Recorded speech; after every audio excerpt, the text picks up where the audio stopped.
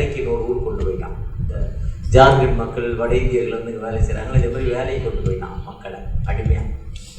அப்படின்னு எங்கேயுமே போய் அரண்மனையில் ஹவுஸ் கீப்பிங் வேலை. ஹவுஸ் கீப்பிங்னா என்ன வேலை? கலெக்டர் வேலையாக அது. பாத்திரம் கழுவுற வேலை, வீடை துடைக்கிற வேலை, பாத்திரம், இதுதான் ஹவுஸ் கீப்பிங். என்ன வேலை செய்யுதுன்னா ஹவுஸ் கீப்பிங், பெருமையாக சொல்லிடுவோம் இங்கிலீஷில். ஹவுஸ் கீப்பிங்னா என்ன வேலை? கழுவுறது துடைக்கிறது, இதுதான் வேலை. அதுக்கு பேர் தான் ஹவுஸ் கீப்பிங். ஓகே, நம்ம தெரிஞ்சு அதே மாதிரி ஹவுஸ் கீப்பிங் வேலைக்கு வந்துட்டார் எங்கேயா. அது வந்தவரை பார்க்கறதுக்காக அங்கேருந்து மெட்ராஸ்க்கு, நீங்கள் மெட்ராஸ் போகிறது தானே சொல்லுவீங்க முன்னால். இப்போ மெட்ராஸே பெருசு இல்லை. ஒரு 25 வருஷத்துக்கு முன்னால் மெட்ராஸ் போகிறது தான் சொல்லுவீங்க, சென்ட்ரலுக்கு போகிறதுக்கு அப்படி தானே சொல்லுவீங்க. இப்போவும் மெட்ராஸ் தான் போகிறீங்கிறீங்க. அதே மாதிரி அவர் குறுக்க எடுத்துட்டு அவரை பார்க்க போனாங்க.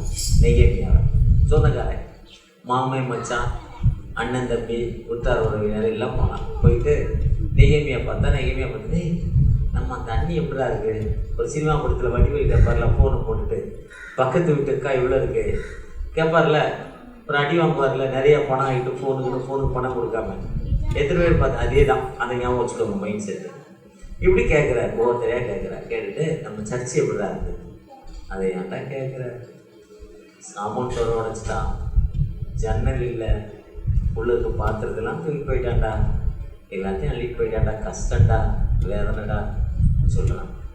உடனே நெகேமியா என்ன பண்ணுறான், யார் சர்ச்சு, யார் சர்ச்சு, இன்னொரு கோயில், இது ஆண்டுடைய இல்லம், வானத்தை பூமி படைத்த கடவுளுடைய வீடு, இதை நம்ம என்ன பண்ணணும், என் வீடு இப்படி இருக்கான்னு உடனே ஜோம் பண்ணுறாரு. நெகேமியா ஜோம் பண்ணிவிட்டு ராஜாட்ட ஜோம் பண்ணிட்டு இருக்காரு. வேலை செய்கிற ஓனர்கிட்ட போகிறாரு, ஒரு ராஜா. அவர் ஏன்டா சோகமாக இருக்கிறாங்கிறார். என்ன பண்ண, ஒரு வாரமாக சாப்பிடல, பாஸ்டிங் வந்து ஜோம் பண்ணுறாரு. இதே மாதிரி என் வீடு, என் சர்ச்சு அடிபட்டு கிடந்து உடஞ்சி கிடந்து யார் செய்வா, ஒன்றுமே இல்லைன்னு அழுகுறான். அப்போ அவனுக்கு உடனே ஒரு வாரம் 10 நாள் லீவு கொடுத்து சேங்ஷன் பண்ணி வீட்டுக்கு போய் அதை சரி பண்ணிட்டு வாங்கிட்டார். அவர் வந்தார், பணம் இல்லை. அப்போ மக்கள்கிட்ட சொல்கிறாரு, நம்ம சர்ச்சை கட்டணும், நம்ம சர்ச்சை என்ன பண்ணணும், கட்டணும்னு சொல்லிட்டு அவர் சொன்ன உடனே நெகேமியா 10:33 3ல் 1 கொடுக்குறாங்க. 3ல் 1 அவங்க சம்பளம் எவ்வளவு, எனக்கு எவ்வளோ சம்பளம், 500 ரூபா. 3ல் 1 எவ்வளவு, 165 ரூபா கொடுத்துட்றாங்க. எவ்வளவு, சர்ச்சுக்குன்னு கொடுத்துட்றாங்க. அப்போ தான் சர்ச்சு, அதான் ஆகாய் 2:1 சொல்கிறப்போ முந்தின ஆலயத்தை பார்க்கலும் பிந்தின ஆலயத்தில், அதுதான் இசைக்கியல் இப்போ 45:13 சொல்கிறாங்க. 6ல் 1 கொடுக்குறாங்க அந்த மக்கள். ஒரு கலை கோதுமை, ஒரு கலைன்னா இன்றைக்கி நான் ஜார்க்கண்ட் போயிருந்தேன் 2 மாதத்துக்கு முன்னால், எல்லாரும் வீட்டுக்கு முன்னாலே கலை இருக்குது. வீட்டுக்கு முன்னால் ஒரு பெரிய தொட்டி வச்சுருக்காங்க, தண்ணி தொட்டி மாதிரி இவ்வளோ பெருசு, அதுக்குள்ளே தான் போட்டு வைக்கிறாங்க. இன்றைக்கி ஜார்க்கண்டில் அதுக்கு மேலே குடிசை போட்டு நனையாமல் வச்சுருக்கோம், வீட்டுக்குள்ளே வைக்கலாம், எலி தொந்தரவு வீட்டுக்குள்ளே. இன்றைக்கி ஜார்க்கண்டில் இந்த கலாம் எல்லார் வீட்டுக்கு முன்னாலே இருக்குது. நம்ம ஊரில் கலாம் இல்லை, அப்படி சேர்த்து வைக்கிற கலாம் இல்லை. கிராமங்களுக்கு உப்பு பக்கம் போனால் ஒரு சில இது வச்சுருக்காங்க கலாம், ஒரு சில இது வச்சுருக்காங்க. அதில் ஒரு காலத்தில் 3ல் 6ல் 1 6 கலம் இருக்குன்னா ஒரு கலம் போச்சாச்சு. எதுக்குன்னா இந்த ஆண்டவர் விரும்பும் ஆண்டவர். அந்த 2 காணிக்க சொன்னார்ல, காணிக்க அவங்க ஆயா 10 ரூபா கேட்டு வச்சிருந்தது. அந்த 10 ரூபா 2 ரூபாலாம் வச்சிருந்தது. ஆனால் 2 ரூபா காணிக்க தான் போடுது. ஏன்னா ஏசு கிறிஸ்து தான் 2 ரூபா காணிக்க கேட்கல. அந்த அம்மாட்ட இருந்ததே மொத்த டோட்டல் அமௌண்ட் எவ்வளவு, அன்னைக்கு இருக்கிறது என்ன பண்ணிச்சு, அந்த அம்மா எடுத்து போட்டுட்டு இருக்குது எடுத்து அந்த அம்மா போட்டதில் என்ன, எம்ஏ ஜேக்கப்னு பாரிஸ் கார்னர் போனீங்கன்னா அந்த ஈவினிங் பஜார் பாரிஸ் கார்னர் அந்த மசூதிக்கு ஏற்ற மாதிரி எம்ஏ ஜேக்கப்னு ஒரு கம்பெனி இருக்குது.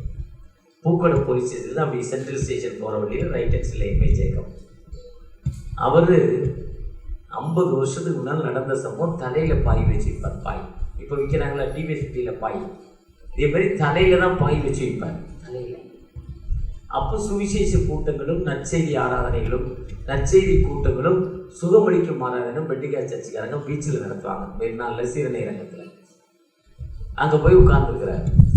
பகலெல்லாம் தரையில் வச்சு அலைஞ்சிட்டு நடக்க முடியாமல், சென்னை வெயில் எப்படிப்பட்ட வெயில், நடக்க முடியாமல் சோர்வாக அங்கே போய் பீச்சில் உட்காந்து அந்த மீட்டிங் கேட்குறப்ப சொல்கிறார், கடவுளுக்கு நீ கொடு, கடவுளுக்கு நீ கொடுக்குறப்போ உனக்கு திரும்ப பல மடங்கு கொடுப்பான்னு ஒரு மெசேஜ். அவர் சொன்னார், இன்றைக்கி காலையிலேருந்து சுற்றுறேன், 15 பாயை 20 பாயை தலையில் வச்சேன், ஒரு பாய் பாயோட எடை 1 கிலோ. அப்போ 20 பாய் எத்தனை கிலோ?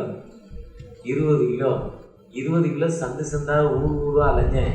மொத்தமே 2 பாய் விற்கலை. ஒரு பாய் விற்றா ஒரு 4 அண்ணா அன்னைக்கு விலை. அதில் அரையணா அவருக்கு 4 அண்ணா தான் விலை. அவர் சொல்கிற காலம் காலனா அரையணா காலங்கள் ரூபா கிடையாது. காலனா அரையணா காலங்கள் அரையணா அவருக்கு மிச்சம். 2 பாய் கூட இன்றைக்கி விற்கலை. மத்தியானம் சோறு சாப்பிடல, தண்ணி தான் குடித்தேன்.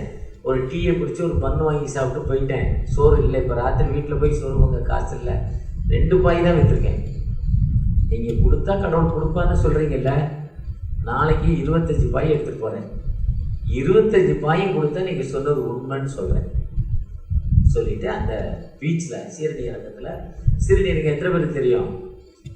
ஜெயலலிதா அம்மா இடிச்சிட்டாங்க அந்த சீரணி இறக்கத்தை. அந்த கண்ணகி சிலைக்கு பின்னால் ஒரு மண்டபம் மாதிரி இருக்கும் சின்னதாக, அதுதான் சீரணி இறக்கம். அது பெரிய பெரிய மீட்டிங். எத்தனை பேர் போயிருக்கீங்க எங்கள் மீட்டிங்க்கு? யாருமே போனதில்லை. நீங்கள் போயிருக்கீங்க. அதுலேருந்து அந்த அவர் போயிருக்காரு. அதில் உட்காந்து அந்த அவர் கடவுளை நோக்கி சொல்கிறது தான் ஜெபம். ப்ரேயருங்கிறது வேறு ஒன்றும் இல்லை. இப்போ வந்தோடனே அண்ணா எதாவது வாங்கி கொடுனான்னு, இப்போ கம்பெனி ஆட்கள்லாம் வந்திருக்கீங்க, வந்தோடனே ஏதாவது ஒன்று வாங்கி கொடுனான்னு வாங்க. இல்லை ஏதோ ஒன்று கேட்குறாங்களே, இது இல்லை இது இல்லை. ஒரு அக்கா கேட்டுச்சு, எங்களுக்கு வெயிலாக இருக்குது, காட்டன் புடவை வாங்கி கொடுன்னு கேட்குது. 45 ரூபா தான் காட்டன் புடவை, அதை வரல. அதுதான் விண்ணப்பம், அதுதான் ஜெபம், அதுதான் என்னது, அது மைண்ட் செட்லேயே இருக்கும். அதேமாதிரி கடவுள்கிட்ட அந்த அவர் கேட்டார். ப்ரேயர்னால் அதான் ப்ரேயர், வேறு ப்ரேயர் இல்லை. அப்படி ஜோம் பண்ணிவிட்டு அடுத்த நாள் காலையில் 7 மணிக்கு அவர் 25 பாயும் எடுத்துக்கிட்டு தலையில் வச்சு நடந்தார். 25 பாய் 25 பாயும் அவர் விற்ற சரித்திரமே இல்லையா? விற்றுச்சான். அப்படியே அங்கே போய் அன்றைக்கி எவ்வளோ வருமானமோ அதை அப்படியே கொடுத்தாராம். கொடுத்தருடைய உழைவு தான் அங்கே எம்ஏ ஜேக்கப்னு அந்த கம்பெனி நான் கடையை ஆரம்பித்தேன். இன்றைக்கி இந்தியா தமிழ்நாட்டில் பெரிய கோடீஸ்வரனாக இருக்கிறாரு. அவர் தான் பெண்டிகார் சர்ச்சில் நிறையா கொடுக்குறாரு. ஒருவேளை இந்த கடவுள் வாழும் கடவுள், உயிருள்ளும் கடவுள். இங்கே யாருன்னு அவருக்கு ஒரு உருவம் கிடையாது. இந்த கடவுள் இன்னதுன்னு யாருக்கும் தெரியாது. இந்த மாடல் எப்படி தான் கடவுள் இருக்கான்னு யாருக்குமே தெரியாது. உயிர் கிடையாது. அவர் உயிர் உள்ளவர். ஆனால் அவர் இப்படி தான் இருப்பார் தெரியாது. தமது செயலால் மனிதனை உருவாக்கினார். அந்த ஆண்டவற்றை நீங்கள் என் நாமத்தை, அவர் சொல்ல, என் நாமத்தினால் எவைகளை கேட்டார். ஒரு சினிமாவில் கேட்பான்ல, அந்த மக்கள் எனக்கு வேணும்னு ஒருத்தன் கேட்பான். அது என்ன உள்ளே போயிட்டு வரணுமா ஆசைப்படுறேன். இன்னொருத்தன் கேட்பான், எனக்கு சொந்தமாகும். அவனுடைய வேண்டுதல் அது. அதே மாதிரி நம்ம ஆண்டவற்றை என்ன வேணுமோ அதை கேட்குறப்ப கொடுக்கும் ஆண்டவர் தான். ஏன்னா இந்த வசனங்கள் உயிர் உள்ளவைகள். இது ஒரு மனுஷனால் எழுதப்பட்டதில்லை, வானத்தையும் பூமியும் படைத்த ஜீவனுள்ள தேவனால் எழுதப்பட்ட வார்த்தைகள். இது உயிருள்ள ஆண்டவரால் எழுதப்பட்டது. அந்த ஆண்டுடைய நாமத்தில் நாம் என்ன கேட்டாலும் நமக்கு தருமான். அதுதான் சொல்றாரு, கேளுங்கள் தரப்படும், தட்டுகள். கேட்டால் தான் என்ன பண்ணுவார்? அழுகிற பிள்ளைக்கு பால் கொடுத்தா, அழுகிற பிள்ளைக்கு பால் கொடுத்தா என்ன பண்ணுவான்? பால் குடிக்கும். அழுகாத பிள்ளைக்கு கொடுத்துக்கிட்டே என்ன ஆகும்? குடிக்காது. இல்லை மேலே உள்ளதுலாம் என்ன ஆகும்? செல்லை கையில் கொடுத்துட்டு உள்ள லோட் பண்ணிட்டு இருந்தீங்கன்னா வாமிட் பண்ணிடும். பசி இருந்தால் தான் என்னதான், யாருக்கு பசி இருக்கோ அவங்க தான் என்ன பண்ணுவாங்க? ஆண்டவர்கிட்ட கேட்பாங்க. அப்போ தான் கேளுங்கள் தரப்படும், கேட்கிறவன் எவனும் பெற்றுக்கொள்கிறான். யார் கேட்கிறீங்களோ அவர்கள் பெற்றுக்கொள்ளும். அவர் மதத்தை சொல்லலை, ஜாதியை சொல்லலை, ஆனா பெண்ணான்னு சொல்லலை, வயசை சொல்லலை. எனக்கு இது வேணும். ஒரு பாப்பா நீட்டு படிக்கிறதுக்காக அவங்க அப்பா கூட ஃபைனான்ஸ் வட்டி, கந்து வட்டி, நம்ம ஊரில் ஃபைனான்ஸ் என்னது தண்டல். ஒவ்வொரு ஊர்லேயும் ஒரு பேர். சென்னையில் பேர் என்னது தண்டல், வத்தலகுண்டில் பேர் கடப்பாறை வட்டின்னு பேர். இப்படி இன்னொரு ஊர்லேயும் எக்ஸ்பிரஸ் பேர் இருக்குது. வட்டிக்கு பேர் என்னது? 1 லட்ச ரூபா கொடுத்துருவாங்க, டெய்லி 1000 ரூபா வட்டி, டெய்லி 1000 ரூபா.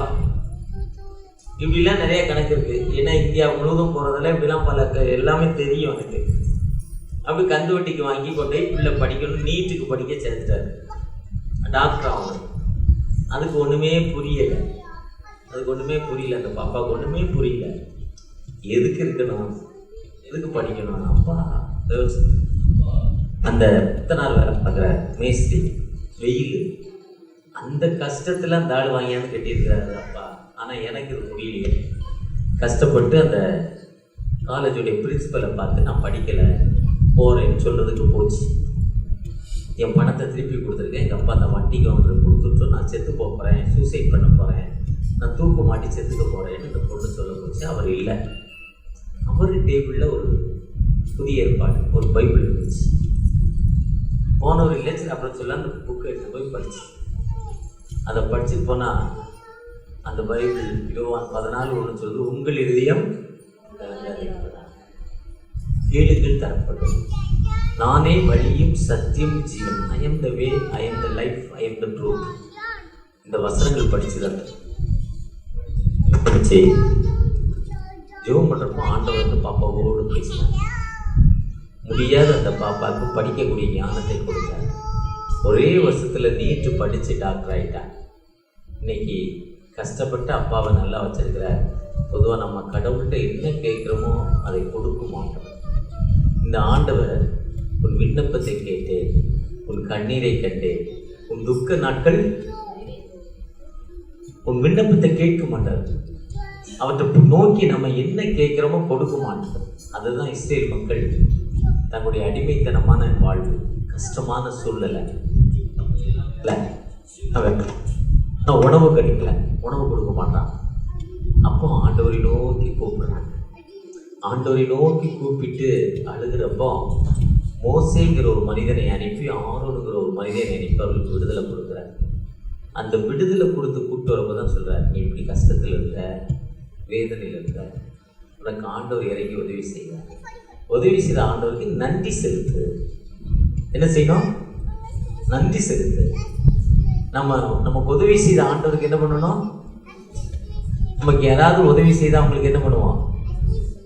இப்போ அவங்க சர்ச்சில் வந்தோடனே கண்ணகி கரெக்டாக அந்த பால் கொலக்கட்டை கொடுத்துச்சு, அடுத்து டீ கொடுத்துச்சு, அரசேனி போட்டு. எங்கள் அண்ணா வந்துருக்கிறாரு, டீ குடிப்பார். இதுதான் நன்றி. அதே மாதிரி ஆண்டவர் நம்ம வீட்டுக்கு வந்து நம்ம என்ன பண்ணணும்? நன்றி செலுத்துகிற பிள்ளைகளை. எப்படி அக்காவுக்கு சொந்தக்காரர் வந்தால் இன்னைக்கு சிக்கன் 65, மட்டன் பிரியாணி, அப்புறம் வேறு என்னெல்லாம் வரும். அக்காவுக்கு சொந்தக்காரர் வந்தால் என்னென்ன இருக்கும். அண்ணனுக்கு சொந்தக்காரர் வந்தால் அக்காவுக்கு அன்னைக்கு தலைவலி படுத்துக்கிட்டாங்க. இப்போ நம்ம யாருக்கு சொந்தக்காரர்? கடவுளுக்கு நம்ம என்ன செய்யணும்? அதுதான் அந்த விவாகமம் 16ஆம் அதிகாரத்தில் சொல்றார், உன் மனைவி உன் பிள்ளைகள் எல்லாம் ஒன்றா சேர கடவுள் உனக்கு இறங்கி செய்ததுக்கு அந்த மாதிரி கொடுக்குறப்போ ஆண்டவர் உயர்த்த மாட்டார். ஆண்டவருக்கு நம்ம என்ன கொடுக்கணும் அதை திரும்பவும் அவர் சொல்றாரு. சங்கீதம் 50 சொல்றாரு, பூமியும் நிறைவும் என்னுடையது, நீ கொடுத்துதான் நான் சாப்பிடணும் செய்யல. எப்படி அக்காவுக்கு சொந்தக்காரர் வந்தா, இப்போ இந்த பாப்பாவுடைய அம்மா சைடு வந்து எனக்கு எப்படி இருக்கும் சாப்பாடு?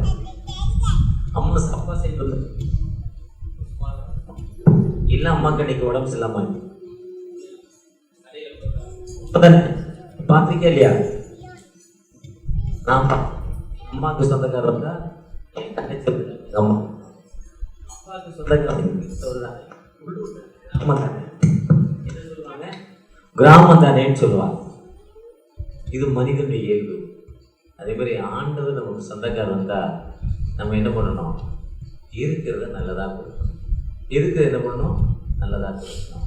2 பேர் கொடுக்க போனான். அது என் 3ஆம் அதிகாரத்தில் அவன் என்ன பண்ணா? காயின் ஆபில் என்னமா நேரத்தில் என்ன விளையுதோ, தக்காளி மீஞ்சூரில் 12 ரூபா தக்காளி, டீ நகரில் போனால் 18 ரூபா தக்காளி, எல்லாம் ஒரே தக்காளி தான், எல்லாம் தக்காளி தான்.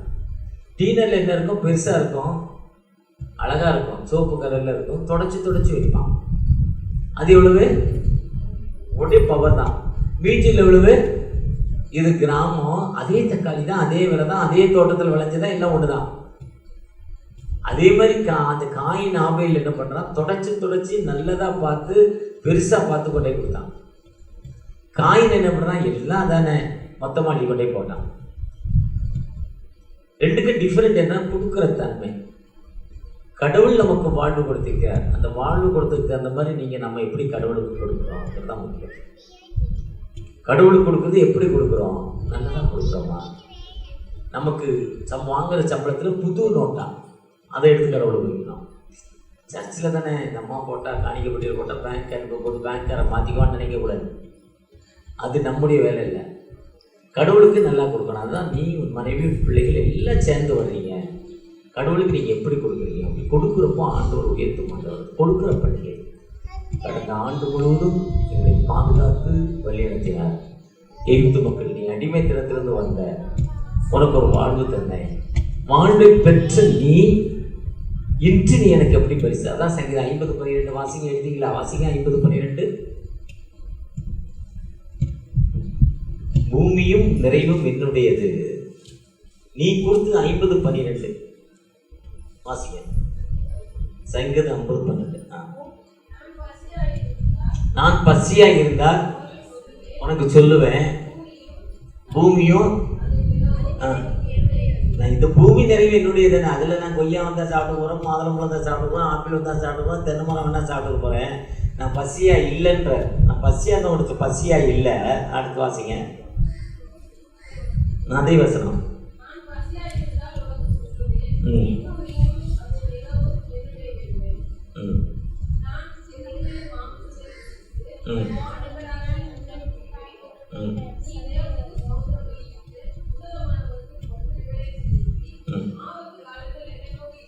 நீ என்ன பண்ணும்? நமக்கு தேவையானதை கடவுள் என்ன சில உன்னதமான ஒரு பொருத்தனைகளை செலுத்தி அவரை நோக்கி நமக்கு என்ன ட்ரபுள் டைமோ, ஆபத்து ட்ரபுள் டைமில் ஆண்டவரை நோக்கி நம்ம கால் பண்ணோன்னா அந்த ஆண்டவர் விடுதலை கொடுக்க மாட்டவர். போதுமா? நீங்கள் யாராக இருக்கலாம், எப்படியாவது இருக்கலாம், எந்த ஜாதியாக இருக்கலாம், எந்த மதமாக இருக்கலாம், வயசு எந்த வயசு இருக்கலாம், எந்தவித பிரச்சனை மத்தியில் இருக்கலாம். எனக்கு மகன் சரியில்லை, மகா சரியில்லை, வீடு இல்லை, கண்ணீரான வாழ்வு இருந்தேன். எப்படிப்பட்ட வாழ்வில் இருந்தாலும் ஆண்டவரை நோக்கி அழைக்கிறப்போ ஒரு வாழ்வு கொடுக்கும் ஆண்டவர். அந்த கொடுக்கும் ஆண்டவர் பின்னால் நமக்கு எல்லா நிலையிலும் உயர்த்தும் ஆண்டவர். அந்த பாட்டி ஆயா சொன்னாங்க 10 ரூபா 2 ரூபா. ஆனால் அந்த அம்மா சொன்னாங்க லூக்கா 19:21 அந்த அம்மாட்ட இருந்ததே 2 ரூபா தான், டோட்டலே 2 ரூபா தான். அதை எடுத்து கடவுள் கொடுத்தாங்க. ஆனால் தான் இன்னைக்கு சொல்கிறாங்க. சகை என்ன சொன்னார்?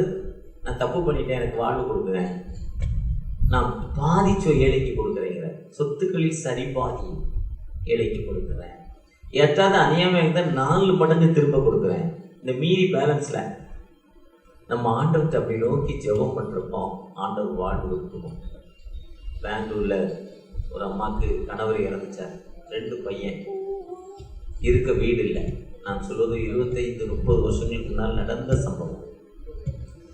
இருக்க வீடு இல்லை, கணவர் இறந்துச்சார், 2 பிள்ளைகள், உணவுக்கு வழி இல்லை, இருக்க சொந்த வீடு இல்லை, வேலை இல்லை, பெரிய சிட்டி, சென்னை மாதிரி பெரிய சிட்டி. அம்மா ஆதரவு இல்லை, மாமியார் ஆதரவு இல்லை, மாமனார் ஆதரவு இல்லை, அப்பா ஆதரவு இல்லை, அண்ணன் தம்பி மாமன் மச்சான் யாருமே சேர்க்கல. கண்ணீரான வாழ்வு. அப்போ ஒரு மிஷினரி அவங்களை சந்தித்து அந்த அம்மா அழுகுது. என் அம்மா போனாலும் சோறு தர மாட்டேது, வீட்டுக்குள்ளே சேர்க்க மாட்டேது, அப்பா போனாலும் சேர்க்க மாட்டேங்க, அண்ணன் போனாலும் சேர்க்க மாட்டேங்க, மச்சான் போனாலும் யாருமே சேர்க்க மாட்டேங்காங்க. அப்போ அந்த அம்மா அவர் ஒரு 10 ரூபா கொடுத்த அந்த மிஷினரி, நான் சொல்வது 50, 40, 30, 40 வருஷங்களுக்கு முன்னால் நடந்த சம்பவம். 10 ரூபா கையில் கொடுத்து, இந்த 10 ரூபாய்க்கு வாழைப்பழம் வாங்கி வில்லு. அன்றைக்கி ஒரு பழம் 10 காசு, 10 ரூபாய்க்கு 100 வாழைப்பழம், 8 காசு ஒரு பழம். ஒரு பழம் விற்றா 2 காசு, 100 வாழைப்பழம் விற்றா 20 ரூபா கிடைக்கும். அந்த மீஞ்சூர் ரயில்வே ஸ்டேஷன் மனையில் உட்காந்து என்ன பண்ணணும்? விற்கணும். விற்றுட்டு எவ்வளோ வருதோ காண்டவருக்கு தசம் பாதிக்கும், 10ல் 1 கொடுத்துரும், மிச்சத்தை வீட்டு பண்ணுவாங்க. அந்த அம்மா அந்த 100 ரூபாய்க்கு 10 ரூபாய்க்கு வாழைப்பழம் வாங்கி விற்று அதில் எவ்வளோ லாபம் வருதோ அதில் ஒரு 10ல் 1 கடவுளுக்கு வச்சாங்களாம். அப்படி வச்சு இன்னைக்கு பெரிய பணக்காரராக பெங்களூரில் அந்த அம்மா இருந்தாங்களாம். அந்த ஆண்டவர் உயிர் உள்ளவர். அந்த ஆண்டவர் நமக்கு விடுதலை கொடுக்குமா? நீங்கள் யாராக இருந்தாலும் நேர்ச்சைனா நான் இதை செய்கிறேன்ப்பா, எனக்கு வாழ்வு கொடுங்க, என்னை ஆசீர்வதிக்கன்னு கேட்கிறப்போ அவர் விடுதலை கொடுக்குமா? அந்த ஆண்டவர் நம்மோடு கடந்தது. அவரை நோக்கி பார்க்கலாம். விண்ணப்பத்தை கேட்பவரே, ஏன் கண்ணீரை காண்பவரே, சுகம் தருபவரே, ஸ்தோத்திரம் ஏசையா, ஸ்தோத்திரம் ஏசையா. ஆம் தகப்பனே, மீட்பர் ஆலயத்துக்காக செவிக்கிறோம். திருச்சி சபை மீட்பு யூனிட் திருச்செவிலிய பிரான்ச் மீட்பிற்காக இந்த நெய்தவாயில் பகுதிக்காக ஜெபிக்கிறோம். இங்கே பணி செய்கிற ஆயருக்காக, அவரோடு இணைந்து பணி செய்கிற பொருளுக்காக, இங்கே பணி செய்கிற கேட்டிக்ஸ்ட் அம்மா குடும்பங்களுக்காக, விசேஷமாய் இங்கே இருக்கிற ஒவ்வொரு குடும்பத்தின் மக்களுக்காக, எங்களுடைய நிறுவனத்திலிருந்து இந்த பகுதிக்கு குடியேறி இங்கே வந்து இருக்கிற அன்பு சகோதரி கண்ணகிக்காக ஜெபிக்கிறப்பா. இந்த பிள்ளைகளை ப்ளஸ் பண்ணுங்கள், இந்த பிள்ளைகளோடு ஆசீர்வதிங்க. விசேஷமாய் தன் கூட வேலை செய்யும் அன்பு சகோதரியோடு இணைந்து வந்திருக்கிற ஒவ்வொரு பிள்ளைகளையும் ஆசீர்வதிங்க. அவங்க என்ன மனதில் கேட்டாங்களோ, எனக்கு இதை செய்யப்பான்னு கேட்டிருக்காங்க, விண்ணப்பத்தை கேட்டு விடுதலை கொடுக்க ஆசீர்வதிங்க. மீட்பர் இயேசு மூலம் ஜெபம் கேளும் அன்பின் தகப்பனே, ஆமென்.